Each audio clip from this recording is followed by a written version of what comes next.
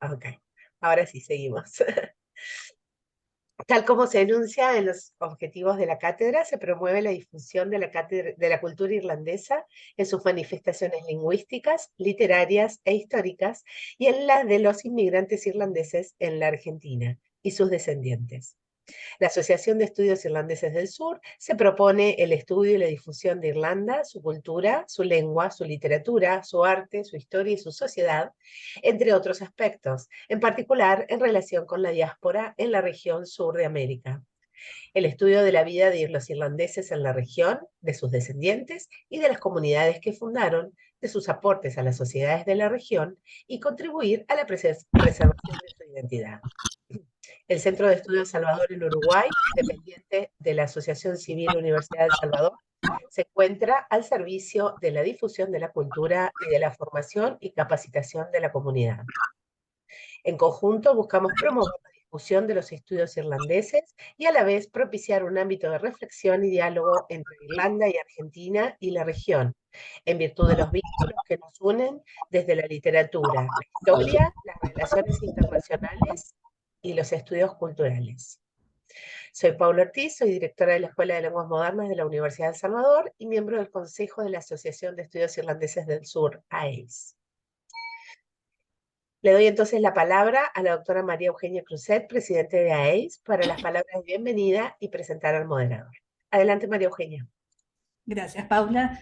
Bueno, buenas tardes, bienvenidos a esta nueva conferencia que brindamos de forma virtual, que se ha convertido en una rutina, una buena rutina, un buen hábito para podernos reunir y conocer nuevos temas y un poco más de la cultura irlandesa. Con todo mi placer presento al doctor Harman, que es vicepresidente de AES, que ha sido embajador en Argentina, que ha sido embajador en España, pero que además ha investigado él mismo en archivos españoles y que en el día de hoy va a ser moderador en la conversación, en el conversatorio que vamos a tener. Así que bueno, es un placer presentarlo y con todo gusto le doy la palabra. Buenas tardes y bienvenidos a todos. Muchas gracias, María Eugenia, muchas gracias, Paula. Es un placer, un honor para mí poder actuar como moderador en una conversación sobre un tema de un interés personal y profesional para mí. Hablamos con el doctor Downey antes de empezar y yo le dije que aquí el foco de interés, o por razones obvias, sobre la migración irlandesa a esta parte de América Latina y sobre todo a la Argentina, así fue la gran migración del siglo XIX y que hubo menos foco, menos concentración sobre la migración irlandesa durante el periodo colonial, antes del siglo XIX, y también sobre los lazos, los vínculos entre los dos países, entre Irlanda y España. Entonces, hablando con Declan, nosotros hemos colaborado en otros proyectos. Cuando estuve en Madrid, hemos hablado del que sería valioso tener una conversación sobre estos vínculos históricos entre Irlanda y España y hablar un poco de las relaciones entre Irlanda y la monarquía de España, la presencia irlandesa bajo los Austrias, bajo los Borbones, y la presencia irlandesa en España, que obviamente fue la base de una importante presencia de irlandeses en las colonias. Fueron unos de los pocos extranjeros permitidos estar en las colonias, y después el rol que tuvieron los irlandeses en la independencia de las Américas. Así que esto es el trasfondo de nuestra conversación hoy. Estoy muy contento de tener a Declan con nosotros. Muchas gracias. Hay una tormenta fuerte en el condado de Kerry, de donde habla esta tarde Declan con nosotros. Hemos tenido algunos problemas en la conexión debido a esta tormenta, así que espero que no habrá problemas. Así que, bueno, le doy la palabra a Declan. Bienvenido de nuevo y, bueno, seguimos una conversación después. Declan. Muchas gracias, Justin, por tus amables palabras. Es un gran honor para mí ser invitado a hablar ante la Asociación de Estudios Irlandeses del Sur, la Cátedra Extracurricular de Estudios Irlandeses y el Centro de Estudios Universidad del Salvador, Buenos Aires. Es un gran placer conocerlos a todos virtualmente y espero que algún día nos conozcamos una persona. Deseo agradecer al embajador emérito Justin Harman y los organizadores para invitarme a hablar con todos ustedes esta tarde y por los arreglos que han hecho para realizar esta presentación en línea. Distinguidos gastos, señores y señoras, mientras tanto solicito su amable indulgencia por mi mala pronunciación. Estoy más familiarizado con el castellano antiguo del Felipe II que con el lenguaje español moderno y español americano. Debido al tiempo asignado en esta presentación, nuestra intención es brindarles una perspectiva histórica sobre la participación irlandesa en España y el mundo iberoamericano, con un enfoque particular en los orígenes de la relación iberno-hispánica y algunos ejemplos de destacados personajes históricos que contribuyeron a ello. Por lo tanto, me gustaría que pensaran en esta conferencia como un aperitivo para disfrutar. Hace casi 495 años, en abril de 1529, el magnate irlandés James Fitzgerald, conde de Desmond, escribió al rey emperador Carlos V y I sobre su descendencia de los antiguos linajes reales del pueblo ibero-celta del norte de España y Portugal, particularmente del legendario rey Milesius o Mil España, como se le conoce en la mitología irlandesa. Posteriormente, a lo largo de los siglos XVI y XVII, nobles irlandeses como Red Hugh O'Donnell, Hugh O'Neill, Donald Kaum o Sullivan Bear, y asistencia militar de la monarquía española contra su enemigo común, la Inglaterra protestante, invocaron sus orígenes raciales ibéricos en combinación con su catolicismo compartido. De hecho, entre los siglos XVI y XIX, los refugiados y emigrados irlandeses en España y en la Flandes española, estudiantes, clérigos, militares y comerciantes, hicieron afirmaciones similares sobre sus orígenes ancestrales en Trás-os-Montes, Galicia, Cantabria, Asturias y Castilla-León. Lo que es aún más revelador es que tal creencia en lo que ahora se llama la leyenda del origen milesio de los irlandeses fue aceptada en España, por ejemplo, en Inglaterra y Francia. Por ejemplo, en agosto de 1602, el gobernador de Galicia, el conde Caracena, en una carta al rey Felipe III, se refirió a los refugiados irlandeses que acababan de llegar a Coruña y el Ferrol como nuestros hermanos irlandeses, los españoles del norte. Significativamente, el rey estableció la oficina del protector de los irlandeses en la corte real y Caracena fue el primero en ser designado para ese papel.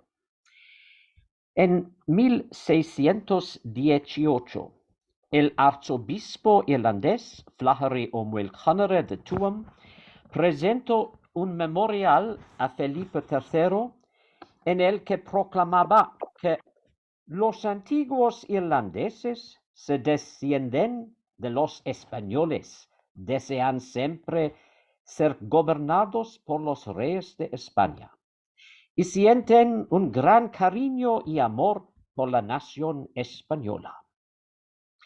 Incluso entre los ingleses y los franceses también se aceptó la leyenda de origen milesio o ibérico sobre los irlandeses.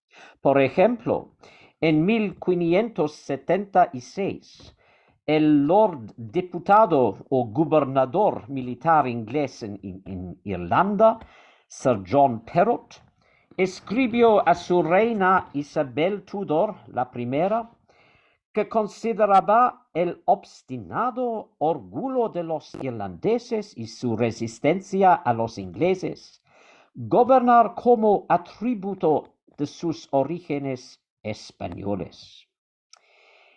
En 1620, el condestable de Francia, Charles d'Albert, duc de Lune, advirtió al rey Luis XIII que no concediera permiso a los franciscanos irlandeses para establecer un colegio en París, como lo estaban los irlandeses pro-español.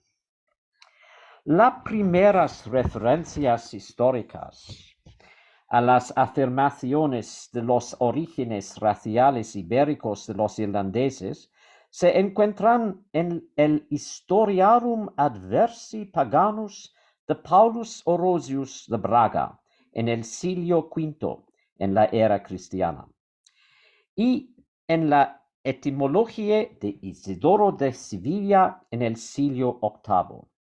De hecho, uno de los poemas más antiguos compartido en la tradición literaria oral ibérica y irlandesa, y él se cree que es anterior de las conquistas romanas de Iberia y Britania, es la canción de Amergin, uno de los hijos del legendario rey Milesius, que ganó Irlanda, no mediante la guerra, sino mediante la competencia poética con los Tuatha de Danann, la legendaria raza sobrenatural de la mitología irlandesa. Estas fuentes informaron el Lawer Gawalia, el libro de las invasiones, una compilación del siglo XI de manuscritos anteriores de los siglos VII y VIII sobre la mitología, el folclore y la historia irlandeses que intentaban explicar la historia temprana de Irlanda. Así, podemos apreciar la influencia de esta tradición medieval temprana en las percepciones sobre las conexiones irlandesas ibéricas durante el periodo moderno temprano. Independientemente de los elementos mitológicos y pseudo-históricos de la tradición literaria sobre los orígenes ibéricos de los irlandeses, la evidencia arqueológica y el reciente mapeo de ADN brindan un apoyo considerable para el asentamiento temprano de Irlanda por parte de inmigrantes del norte de Iberia y el oeste de Francia, la región del Golfo de Vizcaya, que introdujo la agricultura, el cultivo y la rotación de cultivos, así como el pastoreo de rebaños de ganado, ovejas, cerdos y aves de corral, y métodos de construcción con piedras. Los grandes monumentos megalíticos de Irlanda, las tumbas de paso, los recintos seculares fortificados como el castro de Cajargal, los círculos de piedra y los dólmenes y los artefactos y fragmentos de metal y cerámica de la Edad de Bronce encontrados en estos sitios tienen notables similitudes en construcción y diseño con los encontrados en el norte de España y Portugal y el oeste de Francia. Tanto la evidencia arqueológica como las fuentes históricas en los periodos medieval y moderno temprano atestiguan la continuidad del comercio intensivo, así como el contacto religioso, cultural, militar y político entre Irlanda y Iberia.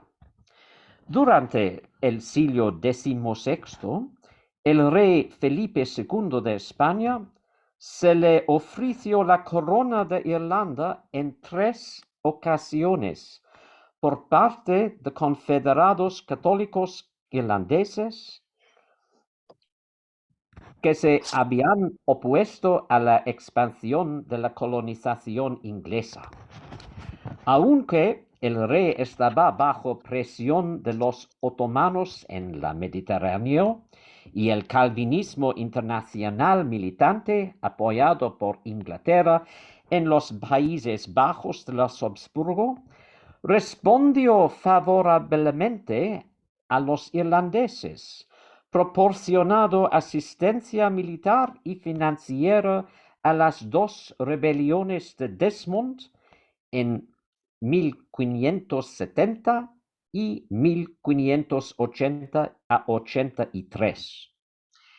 Tanto Felipe II como Felipe III aceptaron la lealtad de Red Hugh O'Donnell y Hugh O'Neill y apoyaron su campaña contra los ingleses que comenzó en 1592 y culminó en la batalla de Kinsale y el asedio de Dunboy en 1602. El valor estratégico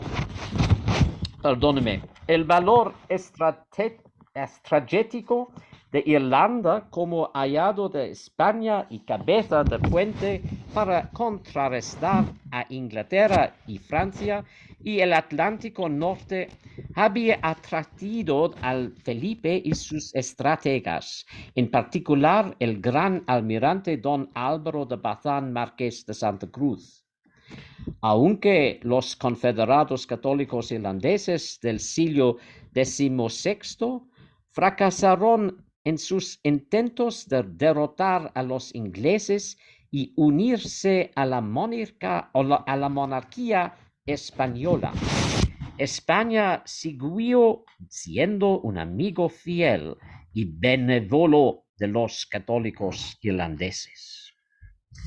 España no solo proporcionó un refugio seguro para los refugiados irlandeses, sino que también permitió que la literatura, la lengua, la cultura y la identidad irlandeses sobrevivieran y florecieran mediante el establecimiento de universidades o colegios irlandeses en Salamanca, Valladolid, Santiago de Compostela, Alcalá de Henares, Sevilla, Madrid y Lisboa, así como en Lovaina, Amberes, Douai y Saint-Omer. Es digno de mención en cuando la reina inglesa Isabel I fundó el Trinity College Dublin en marzo de 1592 con el propósito expreso de anglicanizar y protestantizar a los irlandeses. El rey español Felipe II respondió fundado del Real Colegio de San Patricio de los nobles irlandeses en Salamanca en agosto de ese mismo año. Entre los ciudadanos no españoles residentes en España y sus territorios entre los siglos XVI y XX, los emigrados irlandeses disfrutaron de estatus, privilegios y protecciones de los súbditos ciudadanos naturales de la monarquía española. Por ejemplo, los comerciantes irlandeses estaban exentos de los impuestos y aranceles que se imponían a los comerciantes extranjeros. Los estudiantes irlandeses eran admitidos en las academias nobles, academias militares y universidades con becas y ayudas. Los soldados irlandeses no tenían barreras para ascender a los rangos más altos de las Fuerzas Armadas y los nobles irlandeses que habían sido desposeídos de sus propiedades y títulos en Irlanda por los ingleses, tuvo sus títulos reconocidos y confirmados para la corona española. Tampoco se impidió a los inmigrantes irlandeses contraer matrimonio con españoles, y un gran número de irlandeses fueron admitidos en las exclusivas y prestigiosas órdenes de caballería de España. De hecho, el primer regimiento militar, específicamente irlandés, que se estableció en un ejército moderno, fue el Tercio de O'Neill en 1606, que posteriormente se convertiría en el Tercio de Ultonia.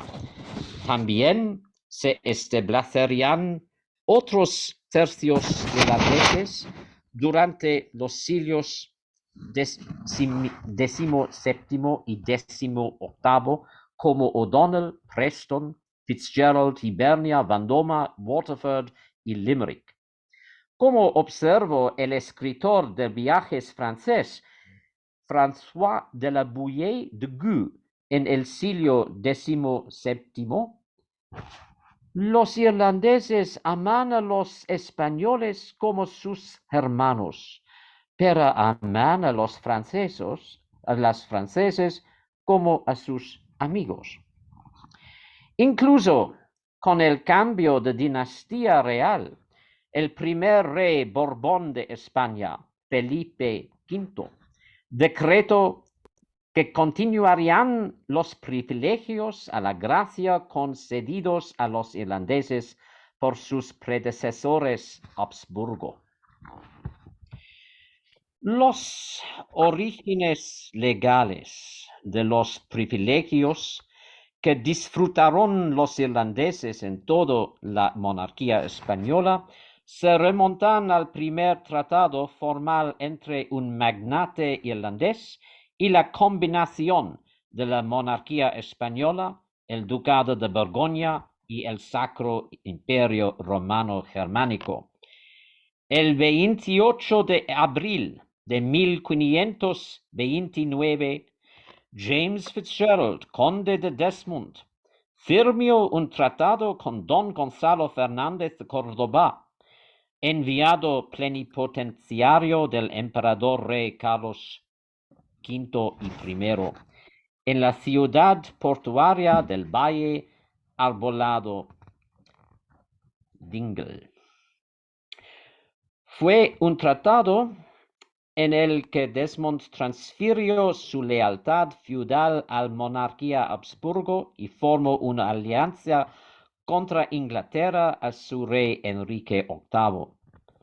A cambio, Carlos V y I concedió los privilegios de ciudadanía a Desmond y sus súbditos en todos sus dominios, y posteriormente fueron extendidos por sus sucesores a todos los irlandeses. Al comienzo de esta presentación mencioné la carta de Desmond al rey emperador, en la que se refería a los orígenes ibéricos de los irlandeses. Dada la importancia social, cultural y política de la limpieza de sangre en la España moderna temprana, podemos apreciar la importancia de tales afirmaciones de identidad racial con los pueblos ibéricos entre los católicos irlandeses durante este periodo, y los privilegios que disfrutaban debido a estas afirmaciones que fueron reconocidos en toda la monarquía. Incluso el rey británico Carlos II comentó en 1680: los irlandeses siempre han disfrutado en los dominios españoles de los mismos derechos que los españoles, y que nunca se les ha puesto obstáculo alguno a la hora de obtener nombramientos políticos o militares.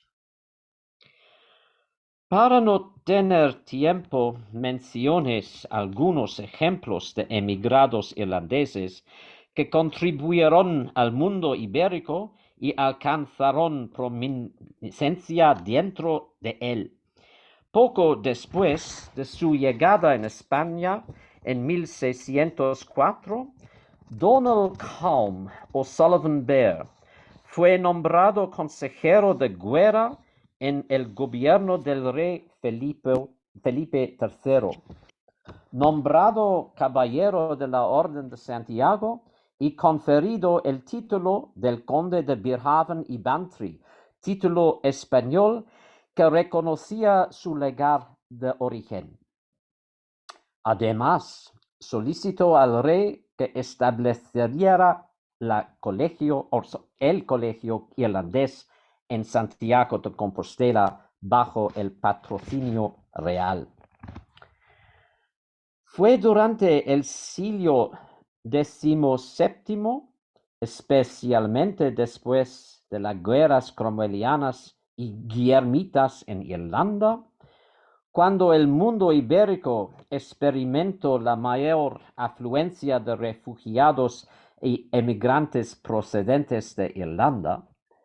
Como historiadores como Hugo O'Donnell, Ofelia Rey Castelao, Carmen Lario de Oñate, Begoña Vilar García, Eduardo de Mesa Gallejo, Carlos Cologán Soriano, Agustín Guimera Ravina, Oscar Recio Morales, Enrique García Hernán, Diego Tellez, Samuel Fanning, Jimmy McCrohan, Brona McShane, Kieron Shka y Igor Pérez Tostado y José Shane Bronrig Gleason.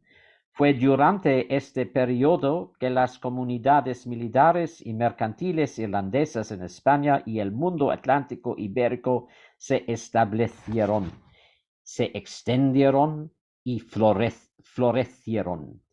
Oligarquías como los Aylwards, Terrys, Keens, Murphys, Fitzgeralds, Butlers, Colligans, Moores, Crowleys, O'Sheas, O'Neills, Falves, Comerfords, Whites, Joyces, Martins, Blakes and Arthurs se hicieron dominantes en el vino de Canarias y comercio andaluz de Jerez y cítricos entre Iberia y el norte de Europa. Fue durante este periodo que las comunidades académicas y religiosas irlandesas más pequeñas en Iberia también se desarrollaron con el patrocinio de la corona y de las cada vez más ricas comunidades mercantiles y militares irlandesas. Fue durante el siglo XVIII cuando el número cada vez mayor de personalidades del origen irlandés surgieron en España en la administración militar y política de la monarquía española. Por ejemplo, el general de brigada Guillermo de Lacy se convirtió en presidente del Consejo de Guerra. El general Félix O'Neill fue inspector general de las defensas costeras y guarniciones en la América española. El mariscal de campo Alejandro O'Reilly, que había introducido reformas militares al estilo prusiano en las Fuerzas Armadas españolas. Se convirtió el gobernador militar de Luisiana durante el periodo que estuvo bajo control español. Durante este tiempo se ganó una reputación despiadada por reprimir una insurrección, el maldito O'Reilly.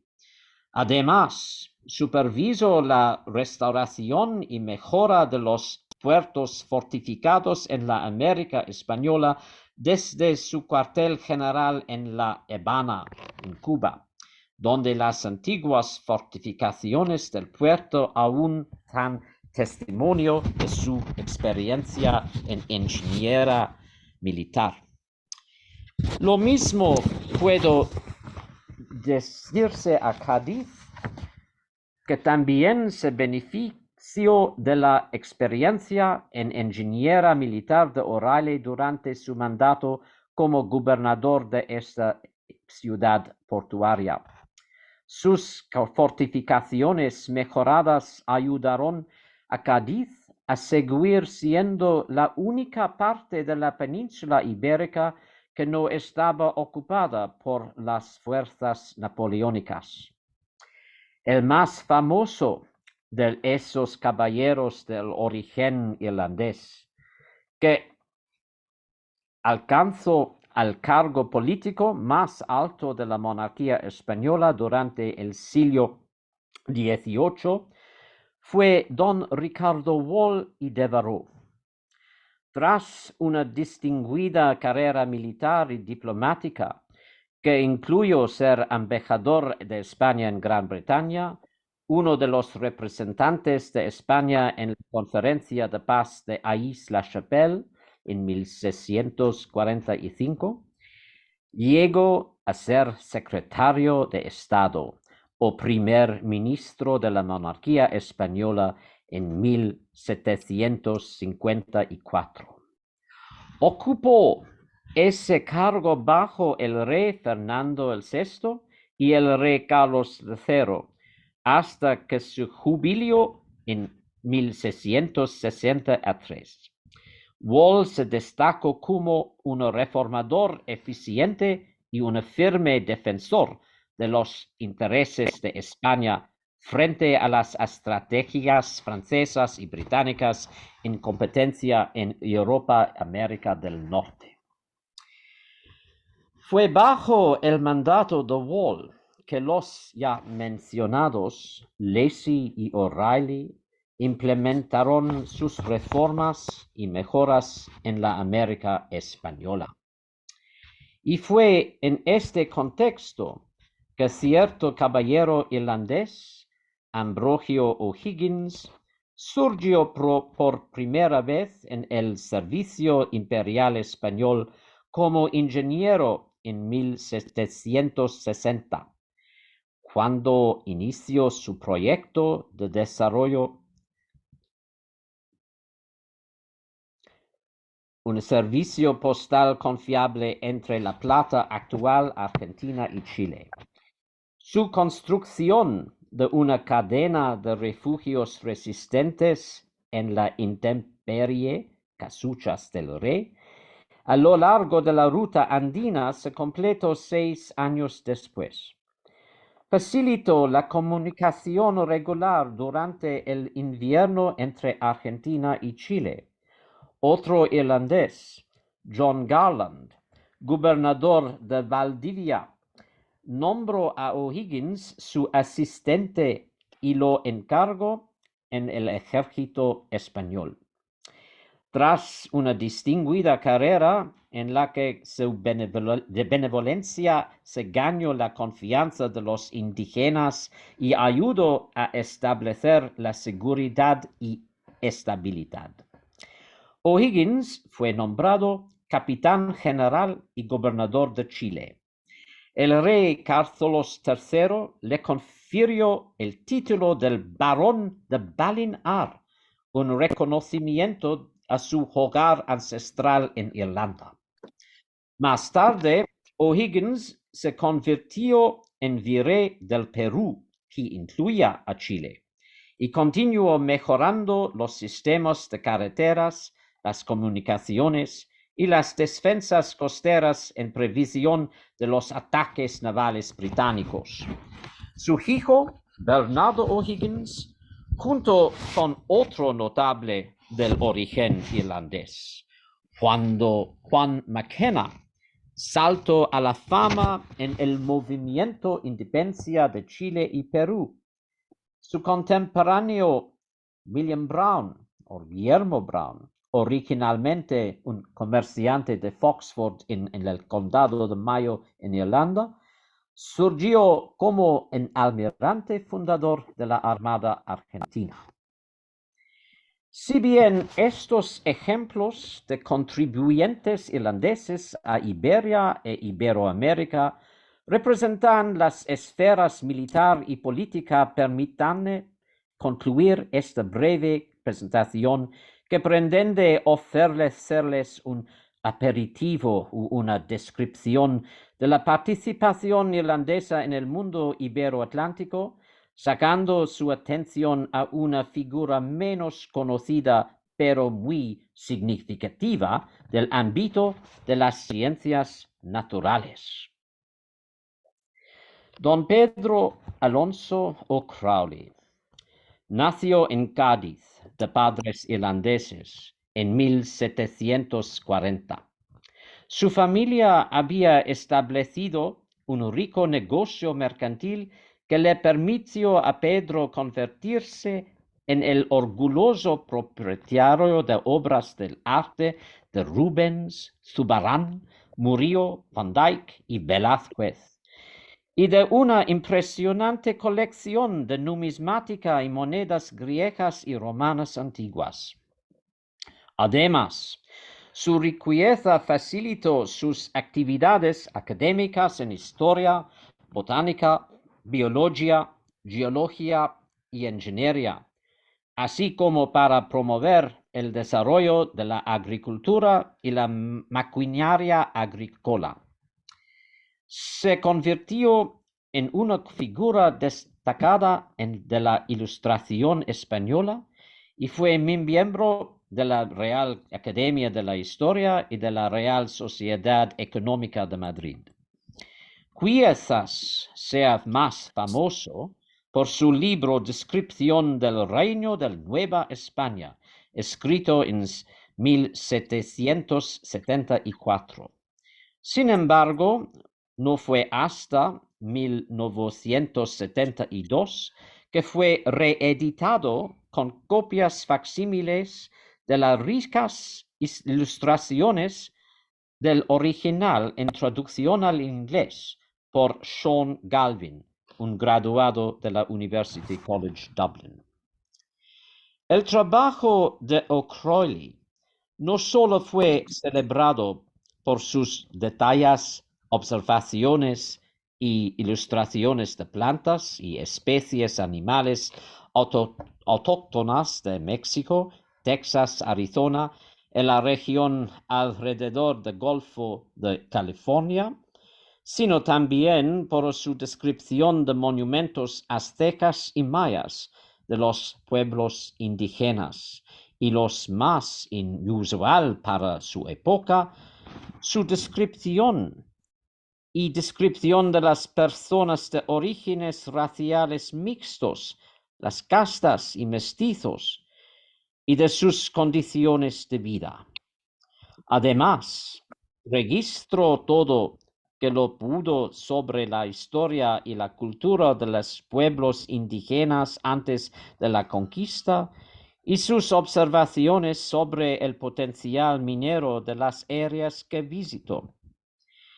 La mayor parte de lo que se había escrito anteriormente sobre Iberoamérica tenía 20 años y, por tanto, estaba desactualizado y también había sido escrito por los jesuitas. Por lo tanto, es trabajo de O'Crowley. Carecía de piedades jesuíticas. Y las grandes mentes científicas de la época como Alexander von Humboldt apreciaban mucho y confiaban en su valor científico. Aunque el libro de O'Crowley no se había publicado en su totalidad, proporcionó una fuente invaluable no solo para científicos naturales como Humboldt y José Antonio Alzate y Ramírez, sino también para las perspectivas políticas de desarrollo regional del gobierno virreinal del Don Juan O'Donoghue, último virrey de Nueva España, quien también era de origen irlandés, y por sucesivos gobiernos del México independiente. Durante los últimos 20 años, se ha investigado y publicado mucho sobre los inmigrantes irlandeses en España y Iberoamérica. Los irlandeses o personalidades del origen irlandés se han integrado, asimilado y contribuido a todos los aspectos de la vida, ya sea militar, comercial, financiera, industrial, agrícola, artística, literaria, cultural, educativa, médica, científica, académica, religiosa, política o diplomático en todo el mundo hispanohablante o hispanofónico.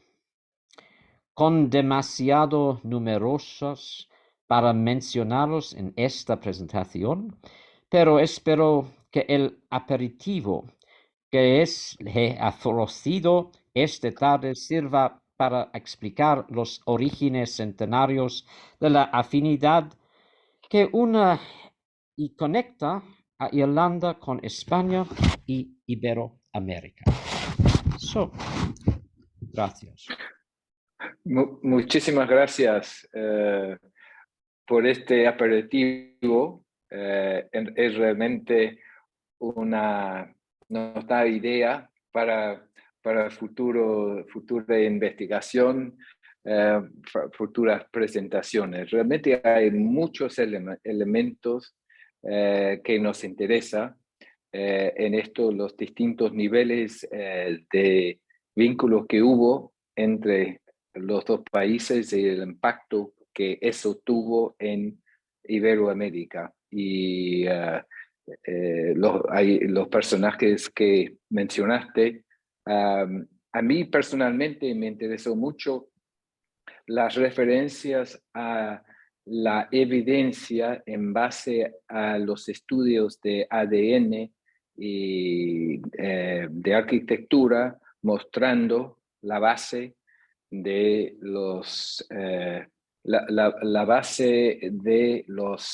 las conexiones prehistóricas entre los irlandeses y los españoles, y el origen el origen mismo de los irlandeses me hace acordar a la cita de Salvador de Madariaga, cuando él habló o dijo que los irlandeses en realidad son españoles que perdieron el camino y se encontraron en el norte. que es interesante como concepto. Como sabéis, Declan y quizás otros saben también, estuvimos involucrados hace unos años en una exposición en el archivo de Simancas. El archivo de Simancas es el archivo de Real en España, y ahí se encontraron y pusieron en la exposición importantes documentos mostrando la profundidad de las conexiones que hubo. Y uno de los documentos es una consulta, tengo una imagen enfrente mío aquí ahora, una consulta del Consejo de Estado sobre la petición que le había sido rechazada por su condición de irlandés a Arthur O'Brien, capitán y teniente de maestre de campo, para dirigir una de las compañías destinadas a los presidios de Indias de las Américas. Y fue interesante porque pese a la negativa inicial a este pedido, el Consejo informa finalmente la petición de forma favorable, apoyándose en la Milesian Legend, un mito, y cito, un mito pseudo-histórico muy presente en los siglos XVI y XVII, que atribuía a los irlandeses un origen ibérico, porque, como consta de las crónicas de España, son los irlandeses descendientes de la nación española, a que se añade el gozar en estos reinos de las mismas prerrogativas que los vasallos de vuestra majestad. Esto es una carta, un documento en el archivo con fecha de 1690. Así que es interesante. También en la misma exposición hay una carta el original de la carta de 1529 son instrucciones diplomáticas de Carlos V a su capellán González Fernández, enviado a Irlanda a firmar un tratado de mutua protección con el conde de Desmond. Y esto ya existe referencia al conde de Desmond. Así que es una muestra de la riqueza de la relación entre la Irlanda y la monarquía. Me hace acordar, Declan, que estuvimos los dos involucrados también en un libro, la preparación de un libro, la presencia de los irlandeses en los ejércitos de España durante 5 siglos. Esto muestra también a nuestros amigos argentinos la profundidad de la relación, y en 5 siglos, en 5 capítulos, perdón, cubriendo los 5 siglos, se dio detalles de la manera en que los irlandeses se involucraron, se hicieron presente en distintas milicias. Varios han sido mencionados durante la presentación hoy, hasta llegar al siglo XX, cuando hubo una presencia irlandesa en los dos lados de la guerra civil en España. Así que muy interesante.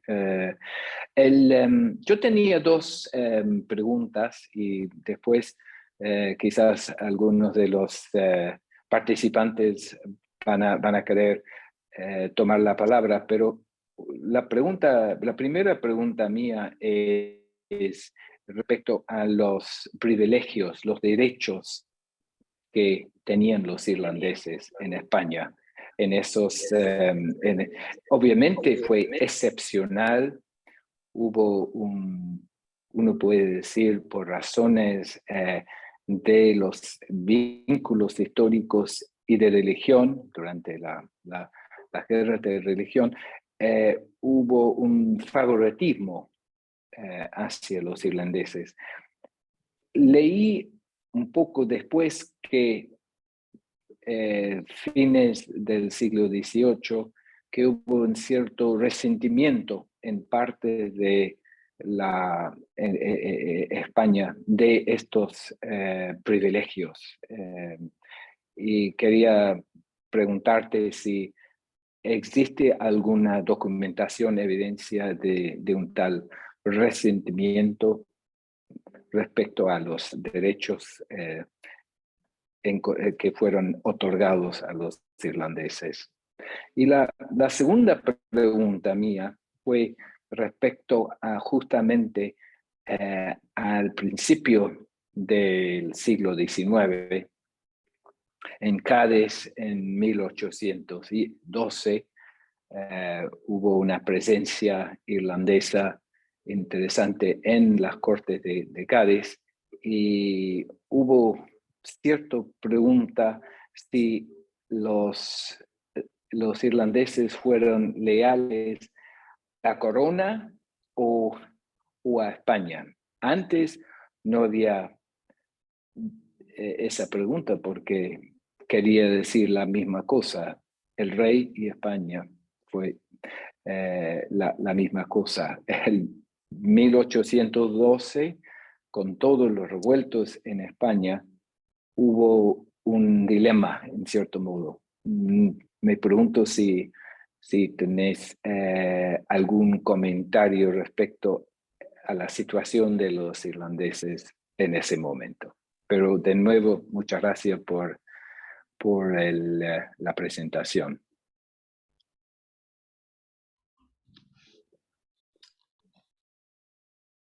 You might want to translate the questions for him. I think I've heard what you said. Yes, if you don't mind, I can give you a summary. Yeah, I'll give you a summary in English. No, okay. No, I think yes. Well, let's deal with the Irish at the Corte of Cádiz first. Their loyalty was very much to Spain. I think that was something common among the representatives at that Cortes. It was the only part of Spain, as we know, that was not occupied by the Napoleonic forces, and a number of Irish or individuals of Irish origin, we should say, because they were at least 2 or 3 generations Spanish. They had, but they were cognizant of their Irish origins, but they played an important role in the liberal movement in Spain and in the Cortes of Cádiz. I think they would have been disappointed with the attitude of the monarch, Ferdinand VII, later on, but their identification was such with Spain, with Spanish society, with Spain's interests. We would regard them as patriots first, rather than having loyalty specifically to the monarch. Your point raises an interesting question as well at the time of the transition from the Habsburg monarchy to the Bourbon monarchy, in that a number of Irish followed the lead of the Spanish nobility in saying goodbye to the House of Austria and welcome to the House of Bourbon.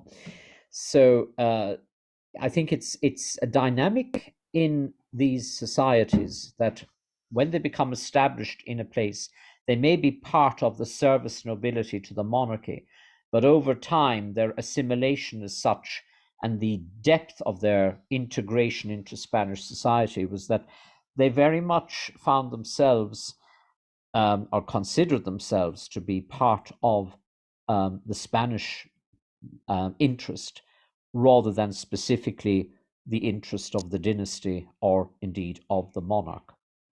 Does that answer your Absolutely, that's very clear. Está muy claro. Creo que todos entendemos la respuesta en inglés, pero en resumen, la lealtad de los irlandeses en la época de las Cortes de Cádiz y antes, a pesar de la división que hubo con Fernando VII, la lealtad de la mayoría de los irlandeses fue hacia España y el Estado, más que al monarca.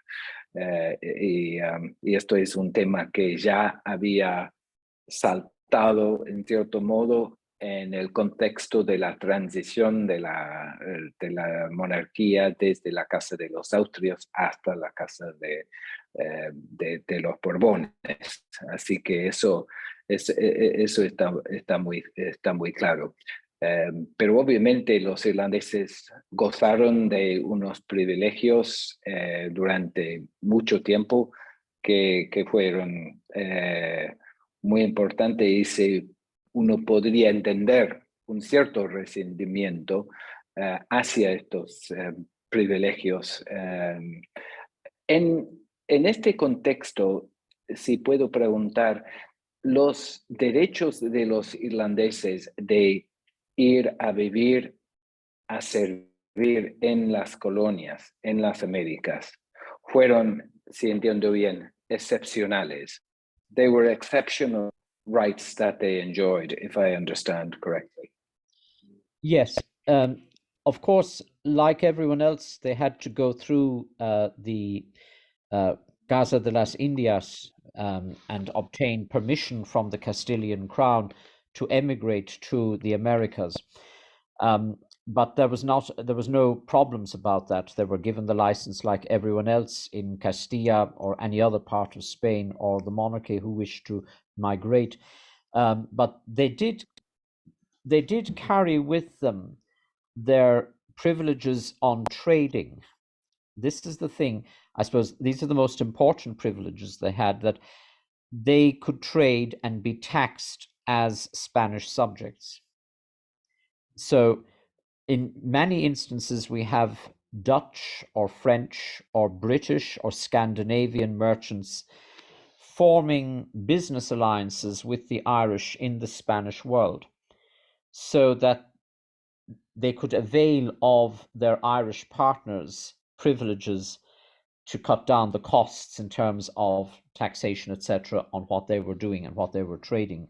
So that's probably the most lucrative privilege that the Irish had, was the exemptions on taxation in trade, and also the fact that they would be treated as Spanish subjects in any legal cases as well, that they had that in their favor too. Mm-hmm. That's very helpful. Esto para mí es fascinante, porque quiere decir que los derechos que tenían en España fueron en cierto modo traslados a la presencia de los irlandeses en las colonias, y obviamente tenían que pasar por los mismos requisitos, tenían que cumplir con esos requisitos a través de la Casa de las Indias, pero el hecho de que ellos gozaron de unos privilegios en respecto del comercio y sobre todo en respecto de los impuestos, y eso debe haber sido una importante ventaja para estos irlandeses que empezaron a radicarse en las colonias, sobre todo ellos que tenían que ver con el comercio, que obviamente fue muy valioso. Así que eso es un tema de gran interés. El hecho de que los irlandeses tenían unos derechos que otros extranjeros no las tenían, y que fue interesante para otros extranjeros holandeses, franceses, de formar una colaboración con irlandeses justamente para gozar de estos derechos. Esto sí es importante. Bueno, yo quería preguntar si hay algún comentario, alguna pregunta de alguien que está presente con nosotros hoy, algún otro participante sobre el contenido de esta presentación y quizás mirando hacia una futura presentación sobre unos elementos específicos de este tema. Tenemos entre nosotros una historiadora, María Eugenia Cruzet, que es nuestra presidenta y que obviamente el enfoque de María Eugenia está en el siglo XIX, que es autora de una comparación entre la migración irlandesa y vasca aquí en la Argentina. Así que estamos hablando del periodo anterior, pero es un periodo fascinante para todos los historiadores, creo. Sí, si me permiten unas palabras, primero agradecerles, ha sido muy enriquecedor, sobre todo para los investigadores que estamos de este lado del Atlántico y que nos cuesta tanto ir a ver los archivos españoles. Así que lo que ustedes nos brindan es un montón de información a los cuales nos cuesta muchísimo acceder. Y por eso es muy enriquecedor. Y nos deja pensando en muchas cosas. Una de mis preguntas era justamente, bueno, ya le hiciste vos, Justin, en relación a estos privilegios que tenían los irlandeses, que no tenían otros extranjeros, y bueno, y cuál era la relación con otros extranjeros. Pero también ahora me surge, ¿no? Y con relación también a los vascos eran, en un principio, la corona no dejaba pasar a América a todos los españoles. Primero fue a los castellanos, después fue a los españoles del norte, básicamente porque eran de sangre pura, ¿no? Era esta cuestión de que eran católicos de muchas generaciones, y los vascos fue uno de los pocos a los cuales se le permitió pasar a España, pasar a América, perdón. Entonces, si había alguna relación especial, alguna relación de tipo comercial entre vascos e irlandeses en esta etapa tan temprana, ¿no? Hablo del siglo XV, siglo XVI, hasta siglo XVII. Thank you very much, Maria Eugenia. That's a very interesting question, actually, whether there is any evidence of cooperation specifically between the Basques and the Irish in the context of projects in the colonies. Yes, I suppose we could talk about the Basques and the Irish another night, because that's quite an interesting and most entertaining connection. Going way back into medieval times, the Basque fishermen had known about the migration of the herring shoals up through the Atlantic over towards Newfoundland, and they followed those shoals, and they decided to keep that a secret from other European fishermen, and they brought their herring catches into the Irish coast to salt the fish, salt the herring, and then export them back to Europe. And some of the Irish lords, we still have extant licenses, medieval licenses, for various Irish lords along the west and the south coasts to those Basque fishermen, for granting them permission to set up salting factories on their properties. So we know that there were very strong commercial connections between San Sebastian and Dingle and Ballinskelligs and Cork and Galway and Limerick. So there's a number of those families from those Irish cities that I mentioned, when they relocated their businesses to Spain, especially after the Cromwellian conquest, when they were expelled. They had already agencies, particularly in San Sebastian, which they could go to, and they had received a lot of assistance from their Basque partners in business. And some of those partnerships continued, we know. I don't know if, for how long, but we know that there are traces of those businesses between Basque and Irish merchants that extended across to, particularly to Cuba and that region, and then to Colombia as well. So I'm not sure for Argentina, but I'm sure that there's somebody investigating that at the moment. There's a team of historians who are working on Irish links with Iberoamerica. It's a bit outside my period, as it's more 18th, 19th centuries. But it is interesting that, yes, there are very close commercial links between the Basques and Irish merchants and fishermen going way, way back to medieval times. And they certainly collaborated a lot in the 18th and indeed the 17th centuries too, and going into the 19th century. And we do have quite a few intermarriages between Irish families and Basque families, and quite a few in the Basque nobility as well, who intermarried with Irish nobles who went over to Spain. That's very interesting. So hay un proyecto de investigación entonces respecto a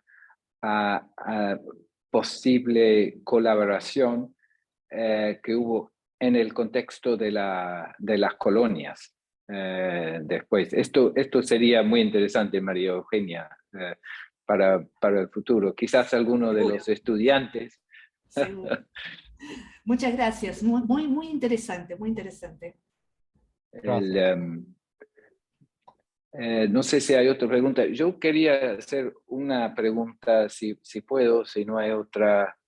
No quiero monopolizar, pero me gustaría hacer una pregunta respecto a un personaje esencial en esta historia, que fue Red Hugh O'Donnell, que fue un personaje esencial y después de la batalla de Kinsale hay unos documentos en esta exposición en Simancas sobre este noble muy joven, que tenía 28, 29 años, que fue enviado a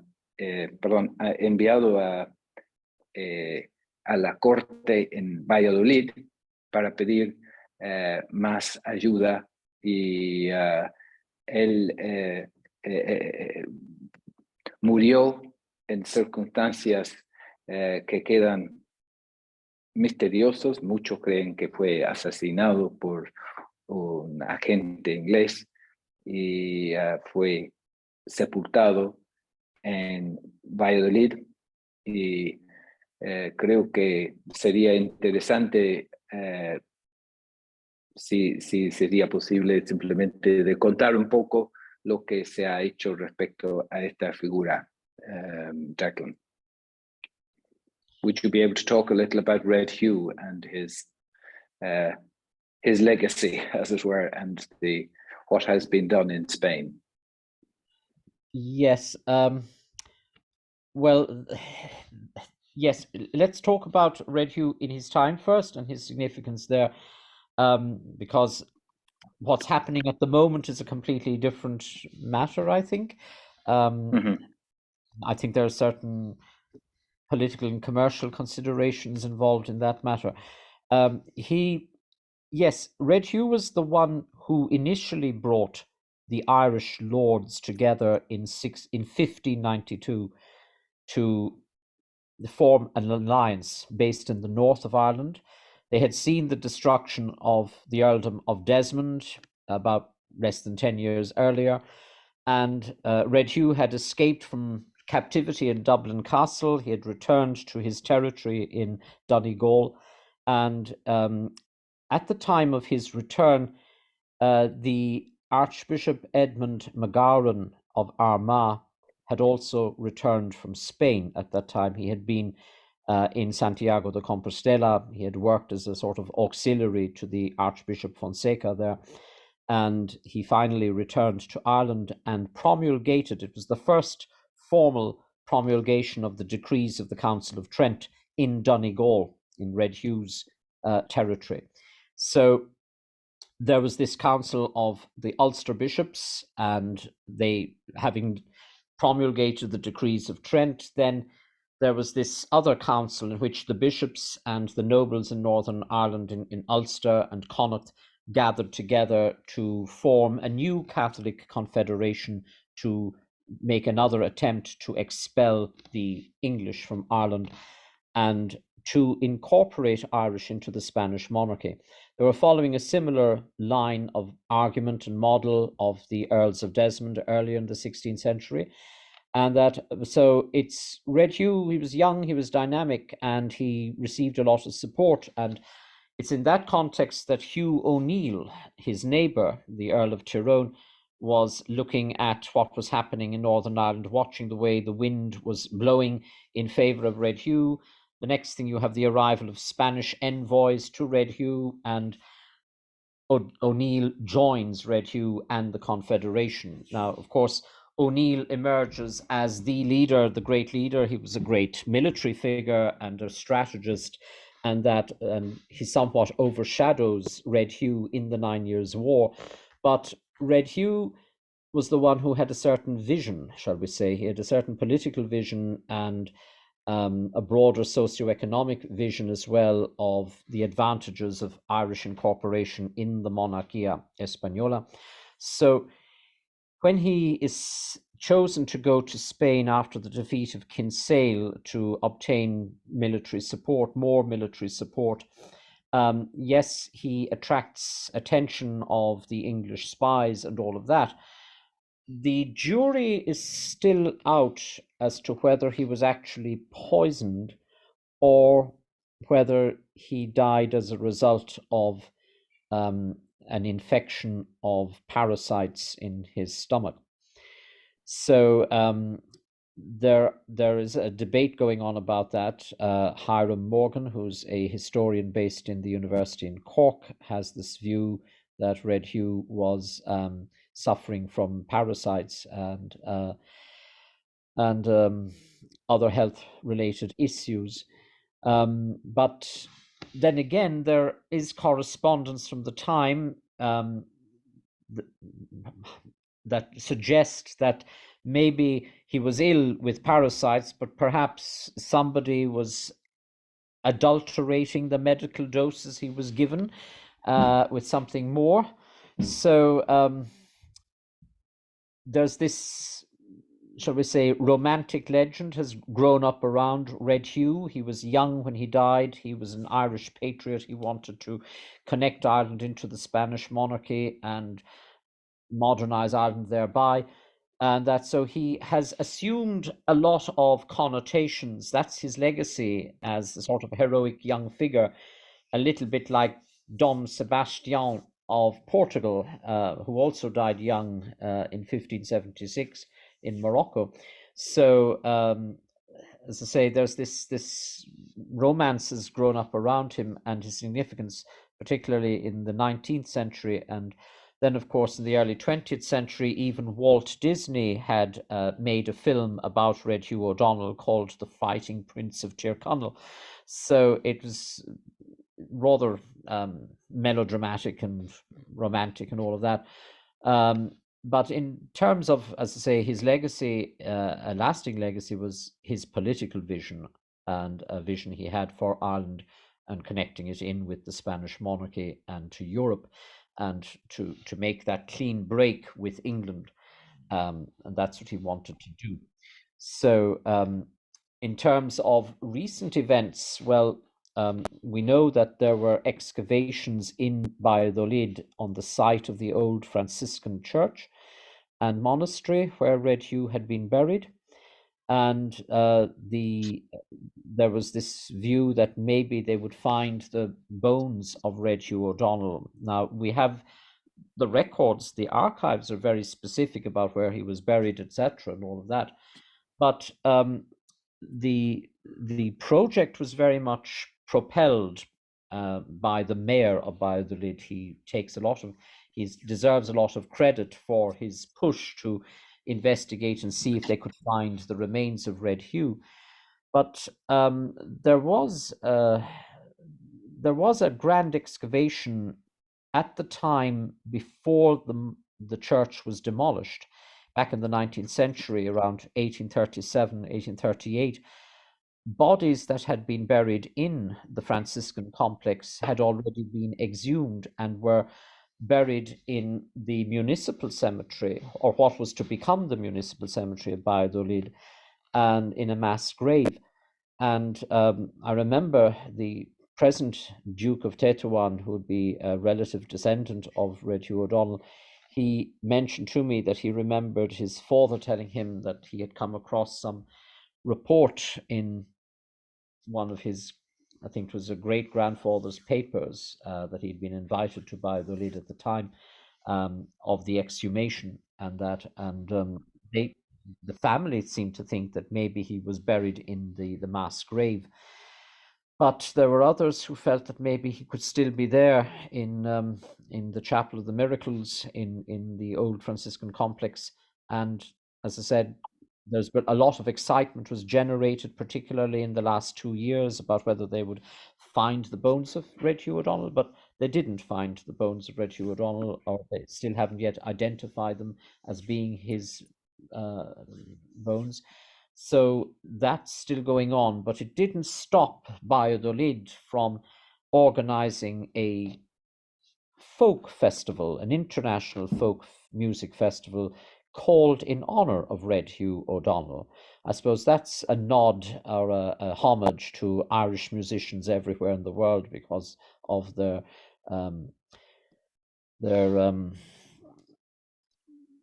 prowess in folk music and traditional music, etc., and their prominence in the world. So in that sense, Red Hugh's legacy has taken on a whole new dimension, I think, going forward. Yes. No, exactly. That's very, very useful. He is a figure who thought he is a symbolic figure of that union, I think, or that ancient friendship between Ireland and Spain. Yes. No, simplemente para los que no han podido seguir todo el detalle de este héroe, un personaje de primer nivel de importancia en el contexto de las relaciones entre los países. Simplemente quería leer algo sobre su rol. Red Hugh O'Donnell, uno de los principales líderes de la rebelión irlandesa contra Isabel, tras una estancia en Galicia en el mes de septiembre de 1602, llegaba a la fortaleza de Simancas de camino hacia Valladolid.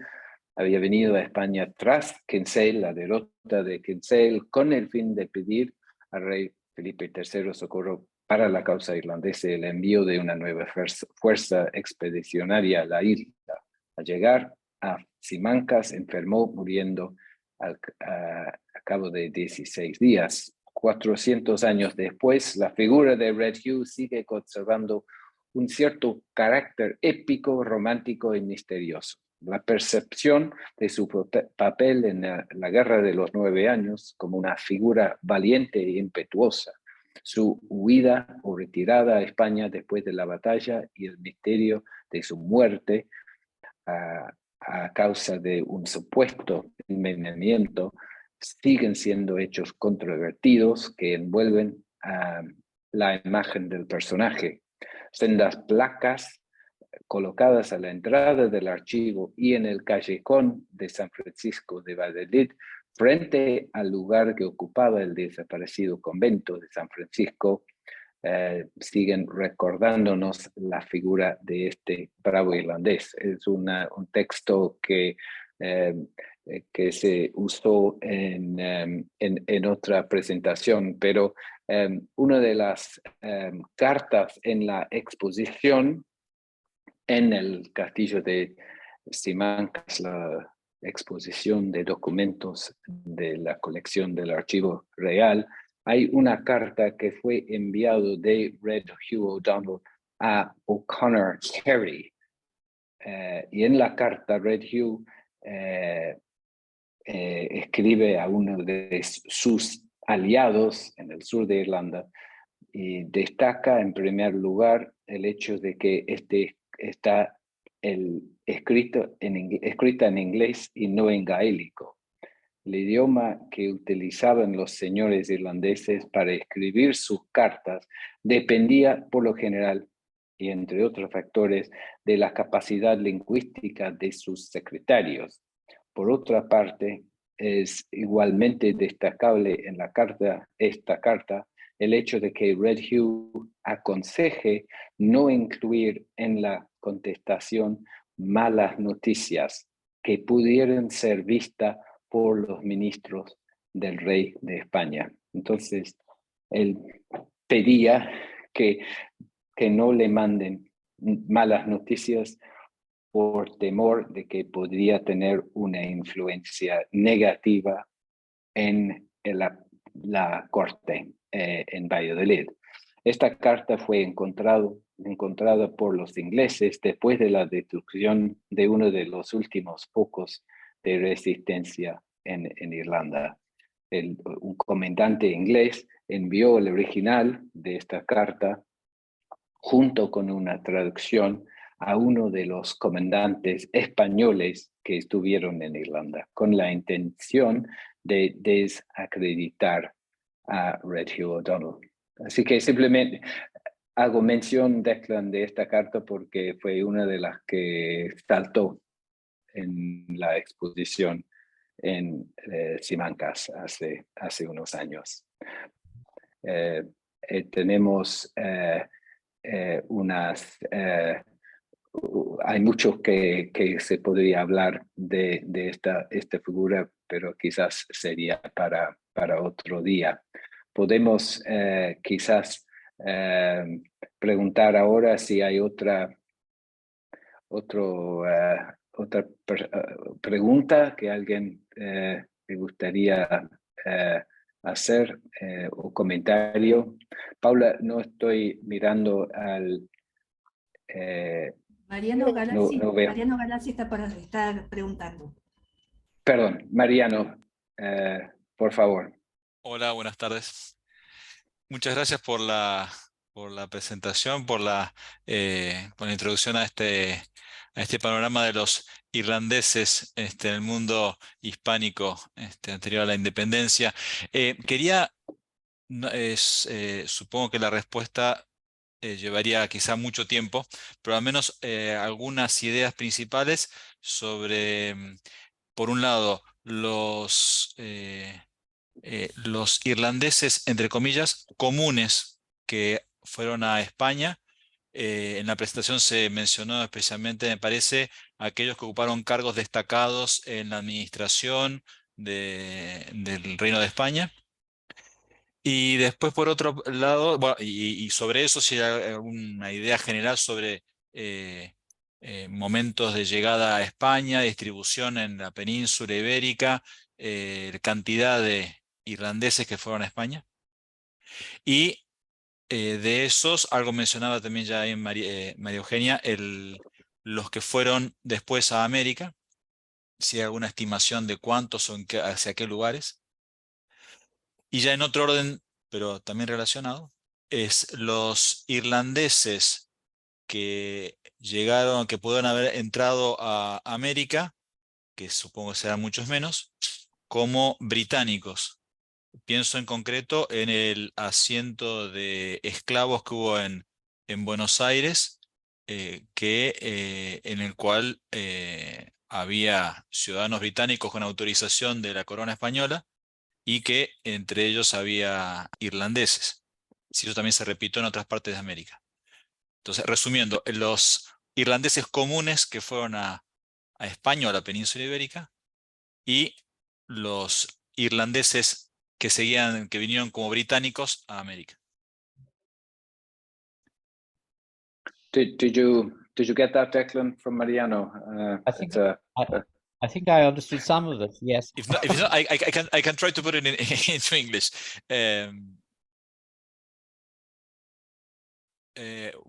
My question has two parts. One about the common Irish who went to Spain.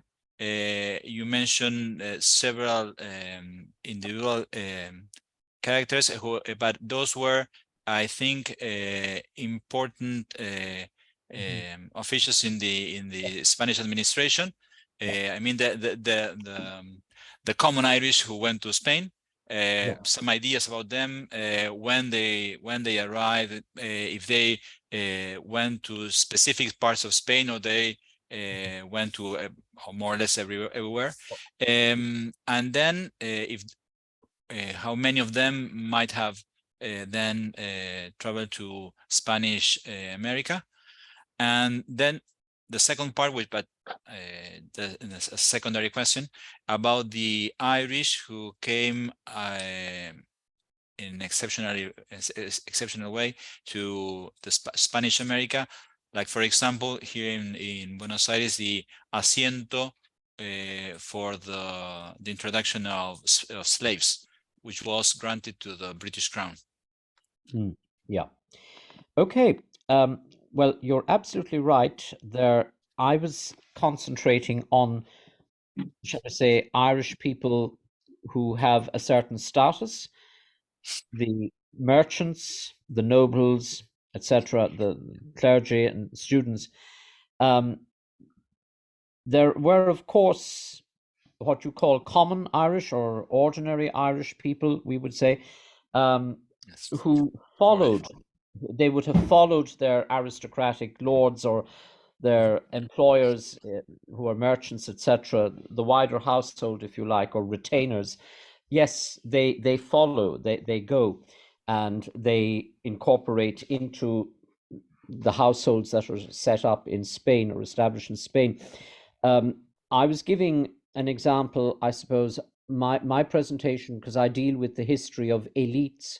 So I was concentrating on the Irish elite who merged seamlessly into Spanish society. We do know that, for example, when Donald Kaum O'Sullivan Bear was appointed minister in the Council of War by Philip III, one of the first things he does is he advises the Spanish monarchy to set up a commission to examine Irish emigrants coming into Spain after 1604, because he maintained many of them who were coming had not served the Spanish monarchy in the 9 Years' War of O'Neill and O'Donnell, in which O'Sullivan Bear had taken part. They were opportunists. That's what he calls them. We know that Don Diego de Brochero y Anaya, who was Grand Admiral of Castilla and also titular prior of the Order of St. John in Ireland, he was the third Spanish person to be made protector of the Irish, and in around 1617 he complains about the bad behavior of certain Irish people in Madrid, getting drunk and rioting on the streets, etc. And he makes the point that they were not, he uses the word, they were not decent or proper Irish. And it seems he's advised in this matter by this committee of Irish emigres in Spain. So when it comes to regulating and looking at the ordinary Irish who are coming into Spain after the flights of the elites, there is an element of censorship introduced by the Irish in Spain against new arrivals. to check out their credentials, to check them out. Were they actually part of the struggle against the English, or are they just opportunists? We do have cases of most of the ordinary Irish or the common Irish who do go to Spain at this time in the 17th century are joining the army. They would be ordinary soldiers, basically. And they're recruited in by their Gaelic Irish lords in Ireland to go over to their cousins in Spain. They're formed into the Irish regiments. And they make a bit of money if they survive the wars and they retire. Then they retire with pensions. And they use that money then to set up a business for themselves or a trade. Now, there is some work that's being done on that particular group of people, but because the archival resources for them are not as extensive as for the elites,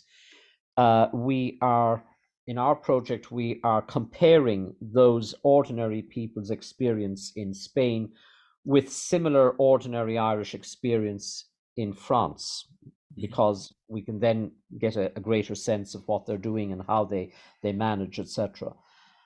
Does that answer that first part of your question? Perfectly well, thank you. Yeah. And then with regards to the second part of your question, yes. Now, we know in the 17th century, looking through the archives of the Casa de las Indias in Seville, the archives are quite extensive about mainly Irish mercantile families who are migrating to the Americas through Castile, through Seville, and they have their naturalization, etc. And in many of these cases, it could be a branch of a mercantile family that are migrating, and they bring servants with them. Some of those servants are Spanish, some of them are Irish. So they'd be from a lower social class. So you also get soldiers, ordinary soldiers who have retired, who have finished in the army or in the navy, and they apply to go and find a new life for themselves in the Americas. So they too feature in the archives. So we see a lot of that. But what has been very interesting in recent times has been the research that is done on Irish people who had been sent by Cromwell to Barbados. After the Cromwellian campaign, a lot of young people in Ireland were shipped out as slaves or as indentured laborers to British or English plantations, I should say, at the time, in Barbados and the English West Indies.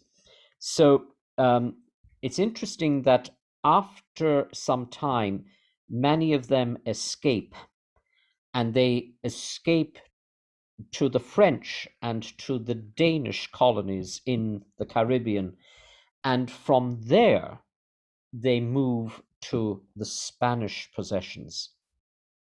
And their testimonials of their experiences are very interesting.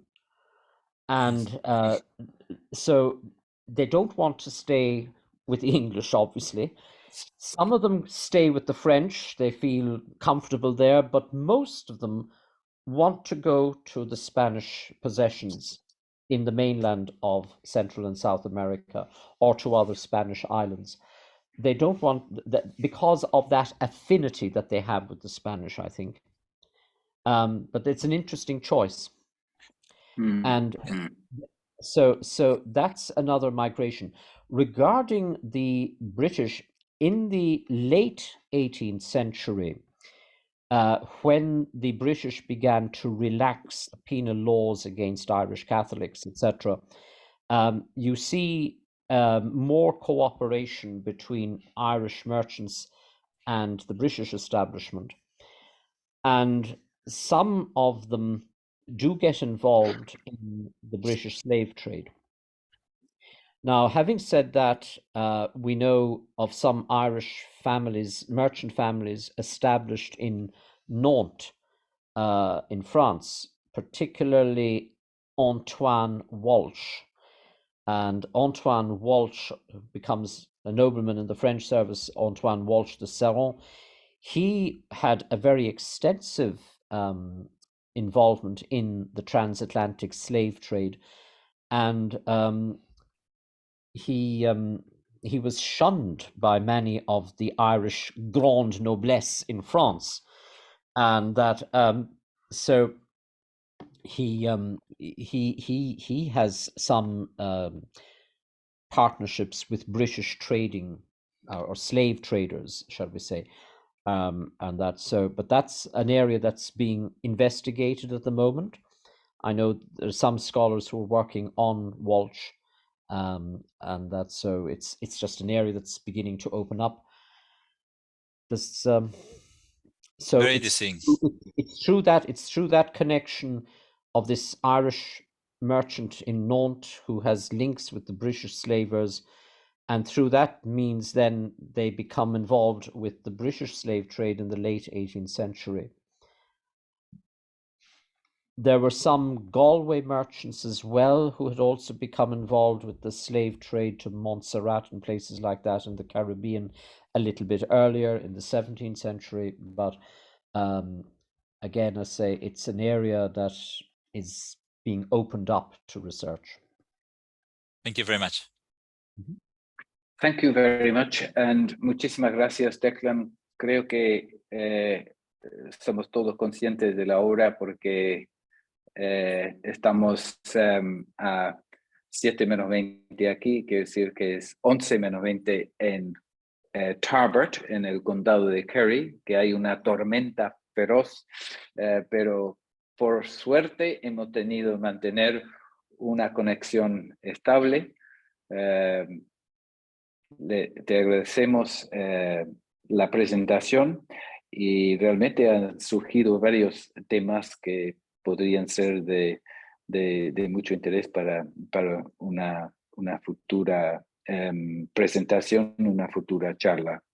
Así que voy a decir muchísimas gracias. Thank you, Declan. It was enormously helpful. Thank you for your time, despite the late hour. And on behalf of everybody who is been participating, our best wishes to you, and hopefully the roof will be on your home tomorrow morning, despite the Atlantic winds that are blowing in over your head.